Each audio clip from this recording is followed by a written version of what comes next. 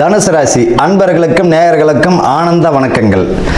தனுசு ராசிக்கு பார்த்தீங்கன்னா உண்மையிலேயே பார்த்தீங்கன்னா இப்போ ராசிக்கு 7ஆம் இடத்துல குரு, ராசிக்கே பார்க்கறது இன்னும் சிறப்பு. ராசி அதிபதியே ராசியை பார்ப்பது மிக சிறப்பு. ராசிக்கு 7ஆம் இடத்துல குரு இருக்கார், ராசியை பார்க்கிறாரு. 2ஆம் இடத்தில் 12 கூறியவர் 5 கூறிய செவ்வாய் உச்சம். வாக்கு விஷயத்தில் கவனமாக இருக்கணும். ஒரு விஷயத்தை வார்த்தையை விடுறீங்கன்னா அதில் கவனம் தேவை. இவங்கள சட்டுன்னு என்ன பண்ணுறாங்க, வார்த்தையை விட்டுருவாங்க, மாட்டிக்கிட்டு முடிப்பாங்க. இவங்க கூடவே இருந்தவர்கள் எல்லாம் குழியை பெருக்கக்கூடிய காலமும் இப்போ தான். இந்த காலகட்டத்தில் நல்லவங்க யார் கெட்டவங்க யார் துரோகம் பண்ணாங்கன்னு காட்டியும் கொடுத்துருவாரு. அதை வெளிச்சம் போட்டும் காட்டிடுவாங்க.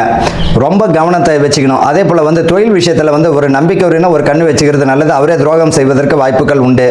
கூடா நட்பு கேடு தரும் என்பதை போல புதிய நண்பர்கள் சகவாசத்தில் கவனத்தை வச்சுக்கணும். பண விஷயத்தில் கவனம் தேவை. முன்பின் தெரியாத அறிமுகம் இல்லாத நபர்களிடம் கவனம் தேவை.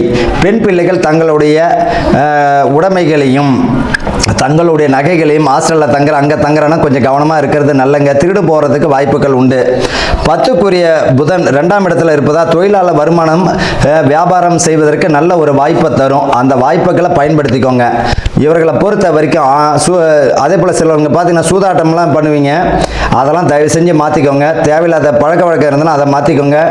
இவர்களை பொறுத்த வரைக்கும் செவ்வாய்க்கிழமை வெள்ளிக்கிழமை அசைவம் சாப்பிட்டாலும் அது தோஷமாக வேலை செய்யும். அதனால் அதை தவிர்க்கிறது நல்லது. கூடுமான வரைக்கும் பார்த்தீங்கன்னா